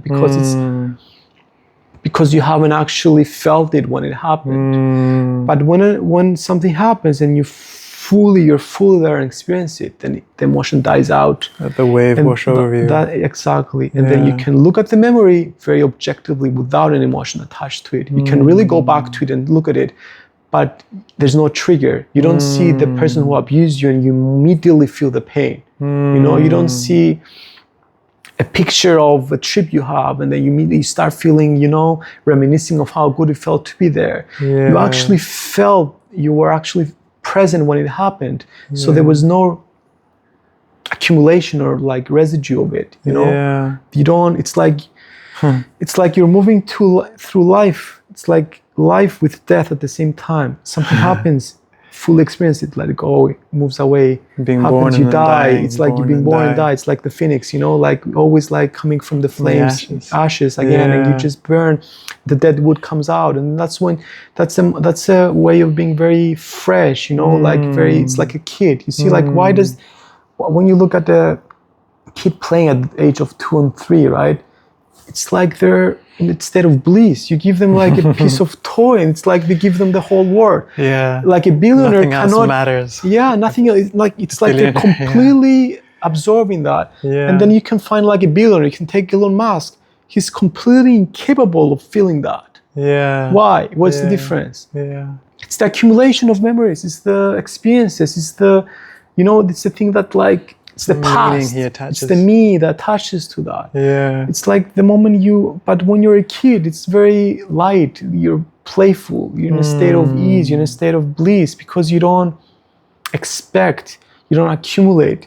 Whatever it's in front of you, you're fully there, And then you die, but then you start like, you're like, oh, this is my dad. This is my mom. This is your toy. And so this is not his toy. And then you live, and then you learn language. And then the moment you learn language, you're there. It's like, that's why you have this, I read this quote that said that the moment you teach the name of the bird to the kid, the bird dies. Yeah. It's because you stop seeing the bird, right? Yeah, because you see the word. Yeah. Because like every word we use, like the moment I tell you, oh, that's a pine tree. Yeah. You already know what a pine tree. You have the memories of pine tree. Right? And when you walk past a pine tree, you don't really see it because you have the word. You've seen it before. You know? So forget the word. Like try to, like when you see reality directly without any thinking, it's like you see something for the first time. Yeah. And when you see someone without thinking, without the memory, it's like you see it for the first time. It doesn't mean the memory is not there. It's not attached with the emotion. That's what it means. Interesting.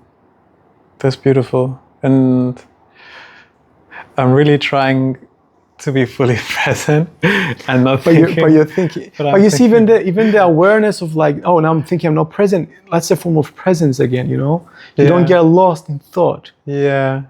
Even the awareness. That's again a form of awareness. The awareness of not being present is a form of presence. Okay. Yeah. Right. That's true. Because you don't get lost in thought. Yeah. You're not going off. Yeah. But it just made me think. Because it's interesting that one, but you see how comparison works. Like I tell you something, you're like, oh, what is my experience that like, and then you just say that, and that's But yeah, go ahead. So you need an element of that, right? But you see, when you ask like questions, you need memory when you're like doing something mechanical, right? When I tell you, come to my house, you need to remember the directions. That's when memory works for mechanical things. When I told you how to build a table, a bridge, we need to like follow, things. The instructions. But when it comes to things of the psyche, like memory is like very detrimental. It's very destructive. What stops love? What stops understanding? When you ask me what is fear, right? Yeah. That's why I was like, I don't want to prepare for the interview. I don't want to see your questions because then I'm gonna operate from memory. But if you ask me a question, I'm like, what is fear? And then you let that question operate without like jumping to like an answer, right? What is fear? Something pre-prepared. And then is that fear? And then you ask it. And then you say something. And it's like a process of mutual discovery. You discover something. But if you ask me what is fear and I already have the answer, we don't discover. This is fear. This is a definition that you've had. This is the definition of fear, and then I don't agree with your definition. Yeah, but if you forget everything you know about fear. What is fear? And then you can really look at fear now. Yeah. For the first time. And when you look something for the first time, that's when you discover. You don't cling to, this is my definition of fear. You're wrong. We don't argue. Yeah. Like, maybe that's fear. Maybe that's not fear. And then we question, we inquire. And we go deeper into something. What is love? What is consciousness? What is life? If you take everything like that, and ask a question and don't jump into the answer and just allow the question to like operate. Then you don't operate from memory. You just operate from like this collective intelligence that is not yours or mine. It's not like I'm smart, you're not, you're smart, I'm stupid. If you really see something without the veil of thought, you see something directly, and then when you see something directly, you see something as it is. And that's intelligence, That's beautiful. But then I stopped you what you wanted to say. Did you forget?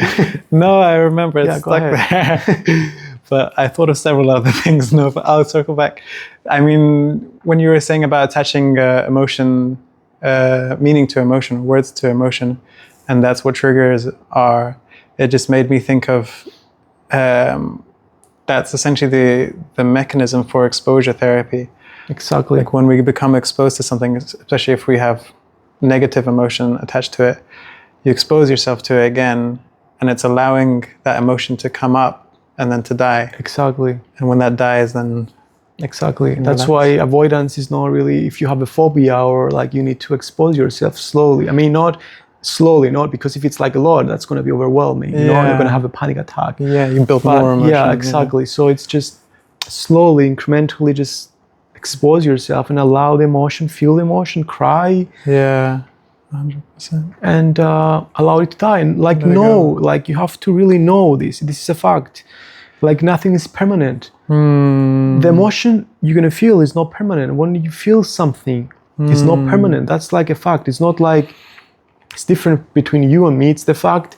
It was a fact 1,000 years ago. It's going to be a fact 2,000 years from now, Yeah. And that's again, you need to start with facts, not with like ideas about facts, Yeah. And if you really know that, you don't have the resistance. I don't want to feel that. I want to push it away. It's just like, okay, allow it. And then it just dies. And then in this allowance, that's when you have insights, without the story, without even naming the emotion. Because if you say this is fear, then again you bring the past with all the associations of fear, but if it's just a sensation, then what's wrong with a sensation, Yeah, sensations just sensations are sensations. It could be mild or intense. Yeah. The problem is I don't want this sensation. And this is fear, and it's bad to feel fear. I'm depressed. I shouldn't feel depressed. My life is going so well, I shouldn't feel this. And the resistance, the framing, the labeling. That's why a lot of times I'm just questioning also therapy altogether, because all you do when you go there is you analyze, you name, you label. It can be helpful in the beginning, but then it gets you stuck. Because to fully experience something, you need to move beyond the labels. Because the word is, again, the past. It's like when you see a sensation or an experience through the past, through the word, it's like you're building a veil, It's like you project your ideas into the very thing. So you don't really see it. So if you don't really see it, it's like there's fire here, a moving fire, and then I just put like a picture of the fire in front of it. Yeah, maybe it's the same thing, but is it the same? The fire is moving, it's alive, it's dynamic. But the moment you put a word, you just like stopped it. You framed it, you just captured it, and then you lost like the essence of it. Yeah. Interesting, really interesting. I'm going to have a lot to think about after this conversation and a lot to not think about as well. Yeah. It's natural. Yeah. I wanted to change direction a little bit and ask, because you've obviously thought about these things a lot, and I know we talked a little bit about your history, but I'm curious to know the role fear has played in your life, and maybe what areas it's shown up the most in, because I think a lot of what you're saying is born out of your own experience and your own understanding. If you take every single person, right, their whole life is conditioned by fear and desire. Yeah. The whole orientation of the ego identity is to get more pleasure and avoid pain. Get more pleasure is desire. Avoid pain is fear, right? Aversion and attraction, right? So every decision we make is based on that. Like the decision to go study, the decision to even go to the army, although I completely rejected that within me. You know, the decision to get into like a relationship, like, but although like the woman I was with, like, came the idea of like marriage and children. That was, although I ended it before it went up to there, but that was, again, if I moved with that, that would have been a movement of fear. And then you go through that, and then you wake up and you're like 45, 50, you're like, you have like 3-4 kids, you have 3 mortgages, and you're like, oh, I'm like chained here, you know? And I'm like, oh, let me just work a little bit until retirement. And you're like, see, that's the life of fear. So fear for me was introduced early on in terms of religion, you know, like I grew up in a very like religious Christian family. Like for me, like religion at the core, in the beginning as a kid, it was all about fear. You know, if you do that, you'll be punished. It's sin. It's like, it's completely fear-based, you know. If you don't follow that, you're gonna go to hell. If you do that, you're gonna go to like heaven and all that. So that creates a lot of guilt, a lot of shame, a lot of suppression. Do you feel like that's inherent in Christianity, or is it just part of the church? I think that's a big. When you talk about Christianity, you're talking about the actual work of Jesus, or you want about the organized religion? Maybe the organized religion, the church. The organized religion is all based on fear. You know. Okay. It's because if there's no fear, there's no people won't be able to obey and follow, right? You have to like control, right? It's not based on love. You see, I'm deviating again a little bit from the question, but we'll come back. We're going to come back. But you see, when I came back to Cyprus, I was again sent these papers to go back in the army. And I was like, there's no way I'm going again. You know, like now this is completely, I know for now, like I'm not following that anymore. And I was for the audience as well, like in Cyprus. Yeah, so in Cyprus, because of what happened in like 74, that with the Turkey coming in, taking half of the island, there's like a mandatory like service for everyone who like lives, who is born here.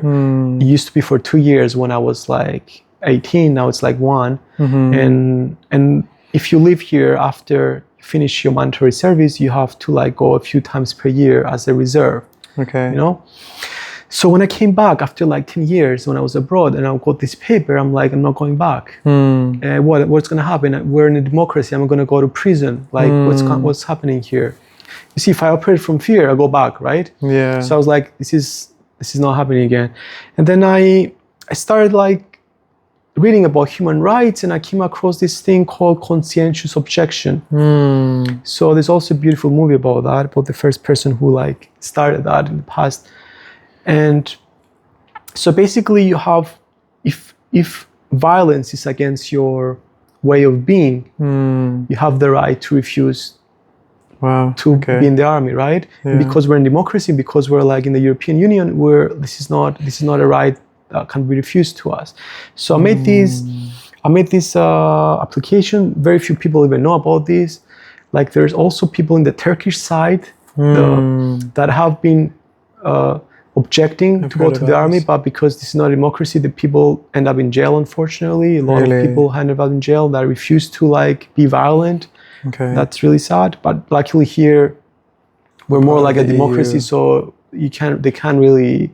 So you do the application, and then you go and like you have like a panel of like 6 people, like 3 to 4 people that are philosophy professors from the University of Cyprus. There's like a lawyer, some people from the army, and they ask you questions, right? And you know what I really didn't understand here, where like my main point, what I was trying to raise here, is that everyone in Cyprus is like a hypocrite, right? We're saying we're Christians, and the core teaching of Jesus and Christianity is unconditional love, is to love your enemy, right? That's the core of Christianity. That's at the core, that's what it is. Love your enemy. When someone hits you in one cheek, just turn the other one. It's no weakness. That's like just this strips power from fear and like, power, like, like force to not reactivity, peace, right? So I was like, we grew up Christians here, right? And then I remember going to school, 6 years old, all our textbooks, first page, I will never forget, and I'm gonna fight. That was the line. Really? Yeah. Okay. That was in every single notebook when I went to like from 6 to 12 years old. So every child is basically conditioned to not be a Christian because it's the core essence of Christianity that goes completely against. That's the other polarity, right? Don't forget, fight, kill them. They're bad. They invaded Cyprus, they hate. And then coming from like a family that were like refugees. My mom's brother died at the war. He was 18, experienced all that, like all this hate was installed into me, imagine like taking a 6-year-old and you write that in front of the book, it's very hard. It's to move away from that fear. I heard the word Turk and I would like be afraid. I was like, what is, I was like, what is, and then I thought, and then I got to church on Sunday, and then you're like, oh, like you need to go to church and follow this. And then when I went to that meeting, I was like, so we're in this Christian country, right? Yeah. And then reality offers us an opportunity to embody the core teaching of Jesus, which is just forgive and let go. Don't cling to what happened in the past. Move on, Those people acted from a place of pain, from a place of ignorance. And then, we acted from the same place, violence erupted, and then this happens. And as long as we don't let go, violence will go on. And we can't call ourselves Christians. Everyone here, you say you're Christians, right?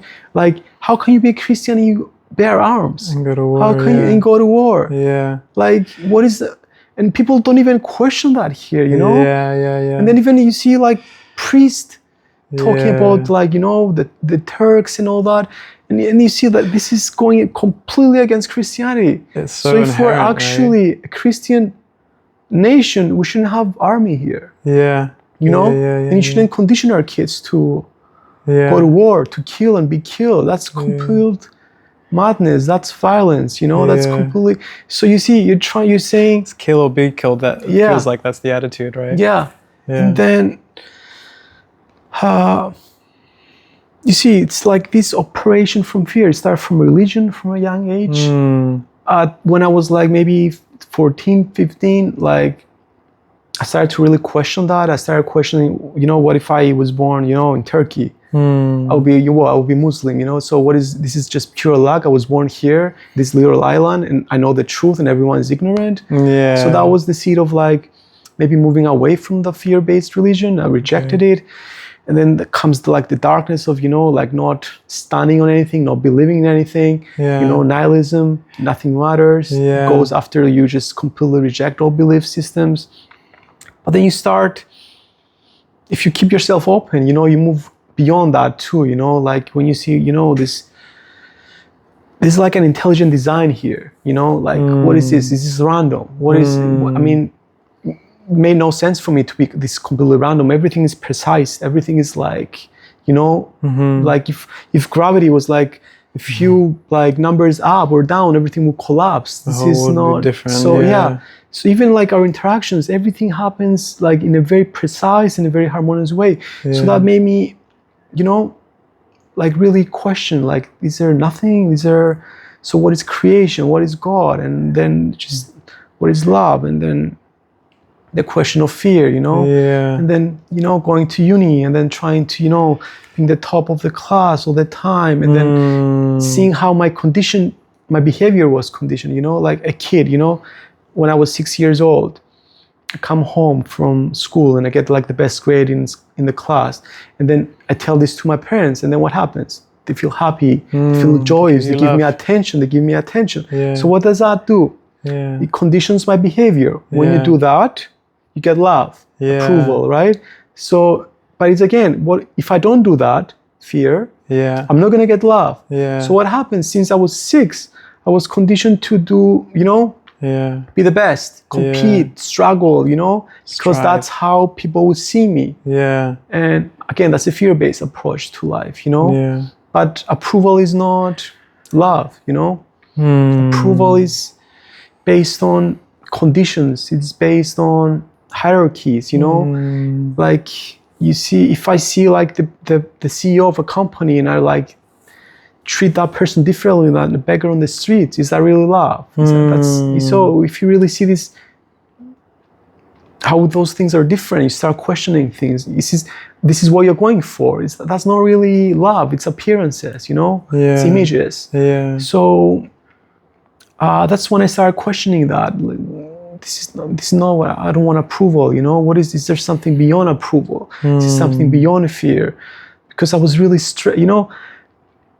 It's crazy that I never, as a child, I never actually fully experienced this like carefree childhood, you know. I was always with this fear based with like church, don't do this, with the don't do this, don't do that. Then with like school, I never always like I had to like study, I had to like do this, I have to like, and it's crazy how up until the age of 22, 23, I was maybe like anxious. I was like, you know, always like trying, struggling, achieving. And then as I grew older, it's like the opposite. Anxiety falls. Everything becomes more effortless. It's not fear anymore. It's not like dictating my life. And it's like for most people, it's the opposite. You experience that as a kid, childhood, and then you grow up, and then as you grow up, it's more fear, more fear. So, and what do you? So I'm just aware of time. The sun's going down. I could stay here for days. Let's just open it up. Yeah, bring a little bit more light. So I have a question to you, and then maybe it's a two-part question. Yeah, sure. You said until you were 22, 23 years old, and then the anxiety went down. And it's kind of like a switch. What happened in your life, or what changes came about that brought that? And maybe, is there a way of linking that to kind of the core or the essence of what we've been talking about today? You see, again, it all comes to like being open and aware of what's happening around you, right? So I think it's two parts. It's the question of ambition and love, you know? I was in a long relationship for a lot of years, since like my study years. And that person seemed to be like completely in love with me, like doing all those things like for like 5-6 years. And you know, always was ambitious. I wanted to make money. So I was like, what's the best place to make money? Just go to the States. So I went there. But then when I went there, you see, like, if you stop looking life from your conclusions, then you actually look at life, right? So I had this conclusion that if I get rich, if I get a lot of money, I'm going to be at peace. I'm going to be able to like have kids, have time with my kids, although I didn't want kids. And, you know, that's the path I need to take. So I go there and I start meeting people who have like a lot of money. Like it was my uncle there, like his friends, like also from uni, I met a lot of people like every single day. And those people look very miserable, you know, very lonely, very restless. There was no peace within them. Okay. So that was the first thing that actually made me question, is that really it? You know, yeah, is this my future? This person looks confused, you know, this person doesn't act from clarity. Maybe they have, and they are admired by everyone around them, but deep down they're lonely, they're isolated, they're ruthless, they struggle, you know, they compete. So when I saw that, naturally ambition started to like die, right? So when ambition started to die, my relationship started to die too. Because then you see, I thought what we had between us was love, right? But then when I started to become less ambitious, and I was like, this is not what I want to do. I want to take a break. I want to see what life is actually about. Then the attraction this girl felt for me just immediately dropped, you know? Okay. And then I started to see that security was because you see a woman, it's biological, right? They attracted to security because when you get pregnant and you're pregnant for 9 months, you're vulnerable.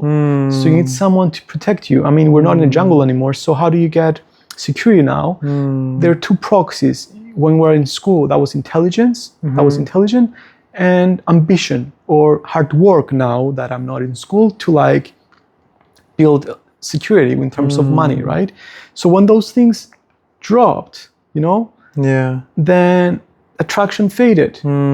So it got me really question again. What is love then? If this is, how can this person for like 6 years be crazy and then like from after a few more, I became calmer. I became calmer. I became more present.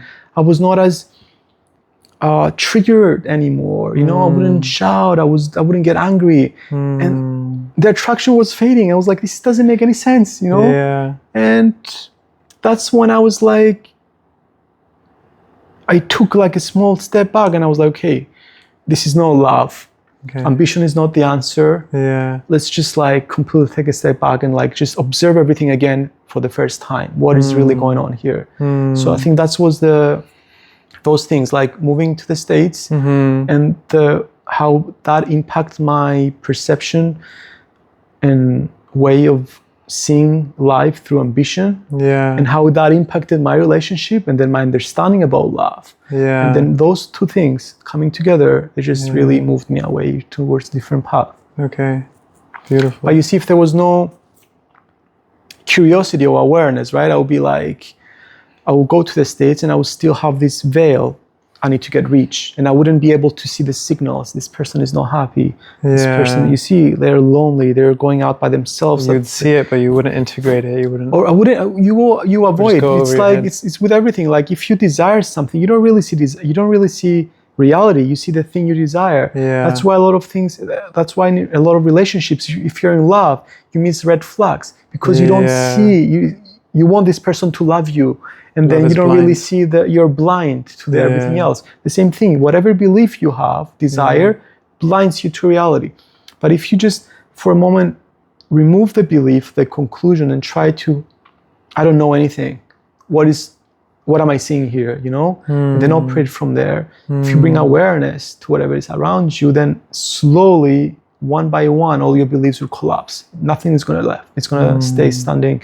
And when nothing stays standing, that's when you, for the first time, look at life and look at yourself as they are, without any narratives, without any conclusions. And when you look something as it is, there's no confusion, there's no struggle to act anymore, there's no choice, because you see, choice comes from confusion. If you don't see something as it is, like, I need to choose. Do I need to get married? Do I not to get married? Do I need to do this? Do I need to get this job? But if something you see clearly, like if I see this is a cliff and I'm walking towards a cliff, do I choose not to walk towards a cliff? You can say I choose. This is not a choice. It's not a choice anymore. It's just, it's a choice. It's truth. Truth dictates your action. It's not your demands on truth. So that's it's another big insight that I also experience and also like listen Krishnamurti say. It's like whenever you choose, you're confused. I love that. I think I saw, did you write about that recently? Yeah, that's so beautiful. Like you don't choose to get out of bed in the morning, you just get out of bed. And if you see the danger of something, if you see the danger of attachment, if you see the danger of nationalism, the danger of division, you don't choose to be, I'm not going to be nationalistic today, or I can't in 10 years come and play with like religion again and be like, I'm going to go to church and just be a part of this organized system again. If you already saw that, there's no choice anymore. I'm not choosing. If you see what the whole thing with marriage is, you can't come back when you see something. There's no choice anymore. So the question is like, can you approach life and see life without the veil of thought and conclusion and belief? And if you really do that, choice and struggle is eliminated, and then you just act. You don't act. You respond to life. You don't react, because now we react. We have the belief and the conclusion, and then we react. From that belief, and we react, and we react. But if you live like that, if you forget everything, and you just see what it is, and then respond from that totality without from your belief, then the action is very precise. It's an action out of love. It's not an action out of time. And an action out of love will not bring conflict in your life, you know? And things will start improving without even you noticing, because there's no effort, there's no goal to improve. It's just like, you just remove. There's no choice. There's no choice for me anymore to, you know, have a 9 to 5 to there's no confusion. There's no confusion. Is this the right or the wrong there's thing? And the fear about because fear comes with a choice. What if I choose the wrong thing? You know, that's, which means fear is an outcome of confusion again. If you see clearly, there's no fear involved. The fear is the resistance or your inability to see something directly. What about if you're in a situation where, I use this example a lot because of my movement background, and this, maybe we can wrap up this. If you're on the edge of a building, you want to jump to another building, or if you want to confront someone or speak to your boss about something. Wait, the building thing is different than the other two, the three, I would feel, because that's more biological, instinctive. Okay. Well, so let's take out the building example. Just for me, because I think there is you think there's a connection between the two? If you're able to jump from a building, then it's easier for you to like confront your boss. Yeah, because while there is a biological and physical, there's also the psychological fear there as well. So you're saying, okay, sorry for to stop you. So you're saying, let's say I'm able to like jump from planes or from buildings. That means like if I get into a relationship, I'm not going to feel any jealousy. No, absolutely not. But I'm drawing parallel between the act of stepping forward and facing the fear and of not. Oh, I see. Yeah. So I use that example a lot, but I guess it would be considered different. But yeah, let's say in this experience of life that we all have, and when we come face to face with fear, it does feel like you come to a fork in the road, and it's kind of like, do I do it or do I not? Do I stay the same? Do I change?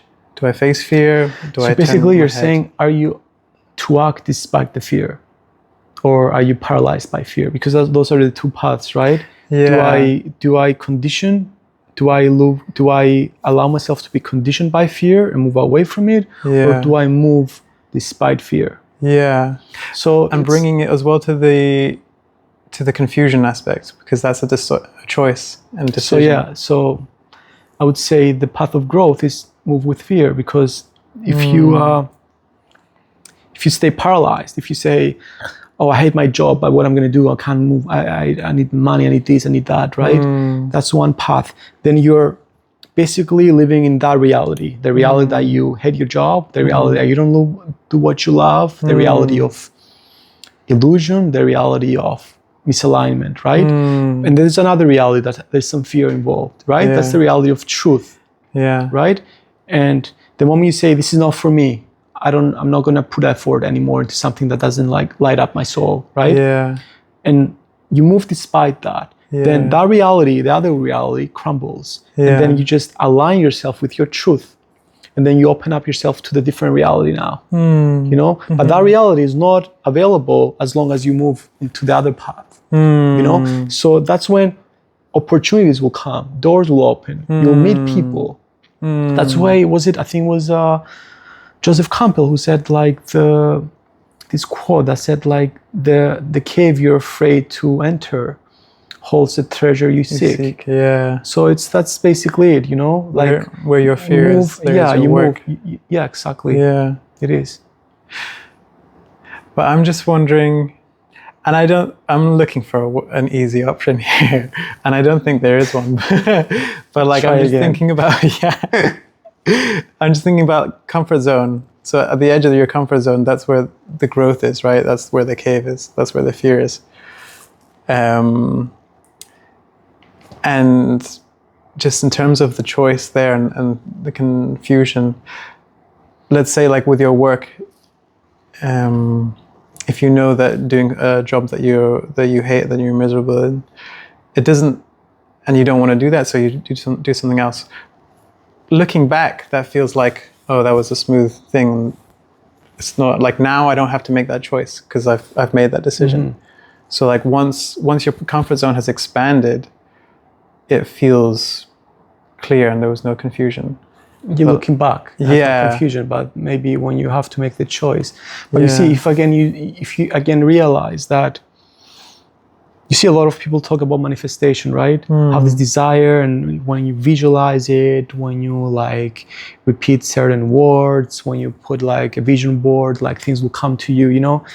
But again, let's take my experience, right? When I went to the States and I had the dream to make a lot of money, and I got into manifestation. I was like, oh, this is my desire, you know, I want to get money. And I put like vision boards with the house, with like the cars, like all these things, right? That again, because the moment I needed effort to do that and willpower, that's an indication for me that's not my path, that's not truth. Okay. So the moment even if I'm afraid to do it, right? Because like this is, and you say, oh, you need to move despite the fear, you need to take a step back again. It's very settled, but you need to see the difference. Because for me, the crucial component here is if something comes effortlessly to you. If it doesn't, then you may get caught up into illusions, like chase someone else's dream, right? But if you really see that when you force yourself to do something again and again and it drains you, that you're not aligned with truth, that emotions and outer reality are not aligned. There's a mismatch. And when you see this mismatch, it's going to drain you and make you struggle and keep you like moving into like with fear, with like desire and all these things. Then for me, there's no choice. There's no fear involved to like aligned, you know, because maybe there's no fear from me because it already happened. It's clear to me. Maybe someone who listens to me for the first time, they'll be like, oh, what if I quit my job? Like there's fear involved there, right? Yeah. So I would say, stay to your job, you know, but try to remove the things that distract you, that give you momentary pleasure around you. So it becomes very clear, the misalignment. And when you're aligned, there's no fear involved, you know? I think fear is just a byproduct of misalignment. Okay. When your truth and your actions and your words are not in one line. When you feel something and you say something and you act in a different way. When there's this misalignment, there's fear and there's choice. But when there's like alignment, and again, how do you find alignment? You can't find alignment if you know, come from work and then you go out every time. You really have to maybe, you know, put away the outside noise. That's how you start to like listen to this inner voice, because we're always, you know, always surrounded by people, distractions, like everything is loud, everything, you know. So you have to come back to yourself, and then maybe for a few times per week, just stay home and just, you know, forget going out. Just, this is what you actually want. This is the life. Are you gonna live a life of effort? You know, people say, oh, I'm a fighter, I don't give up. You know, this is, you know, when people tell me they're fighters, they don't give up, what they're basically doing, they're suppressing their essence in my eyes, you know? Okay. Because if you fight despite your emotions, what you're doing is basically, why am I fighting? Let's say you're fighting yourself. Yeah, you're fighting yourself. Yeah. And that's the birth of disease. Yeah. You know, what is autoimmune disease? Your body attacking your body. You know? Like it starts psychologically when you fight yourself. You fight yourself. Like, let's say I went to the States and I was like, oh, I need to be a millionaire, but I didn't want to get up and like go to sales, you know, and do all those things. So like, no, you're a fighter. Just get up and go and struggle and hustle. That's your dream, you know. Suppress myself, you know, and then because I suppress myself, whenever something doesn't go right, all this energy comes up. I feel angry, I get triggered, I lose control. That's why people lose control, because they have a lot of suppressed energy, a lot of effort, you know, involved in their life to keep things down. It's like the example with the ball. You push it down in the ocean and it wants to come up. So if you really see that, then what is the choice there? Yeah. You know, it's really insanity to like do something else. Yeah. So it's about seeing it, right? It's about seeing it, not reading it. I mean, or not even listening, because even you listening to now, but even the act of you listening to something, is just plants the seed, Yeah. you know? Yeah. And I think that's enough. I mean, maybe you're not ready now, but there will be a right time that when you hear something, when you read something, it just clicks now, right? And then it will be completely clear. That it won't come out of struggle. You'll be like, there's no choice here. Yeah. This is not it. This is what I'm going, and I don't care if there's fear.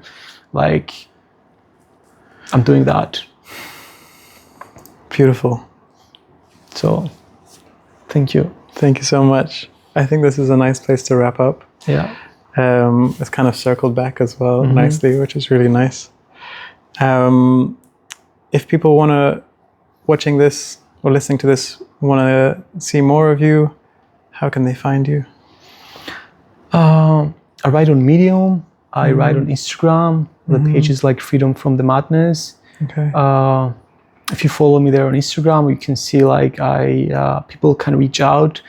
I do one-on-one sessions. Nice. It's all free. I don't really charge anyone. It's all based on donations. Okay. And also prepare like webinars with more people to maybe tackle a question. Like, let's say today was fear. We have like a theme, and we go there and we discuss about what's fear, and then we just, you know, people, it's like discussion and mutual discovery of what is true and what is false.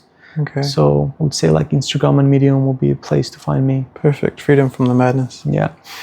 Good title, good name. Is there anything else that you'd like to say that maybe we didn't touch on, or that you want to share, or you feel like it's complete? Nothing comes to my mind now. Okay, perfect. Thank you so much. Thank you, Luis.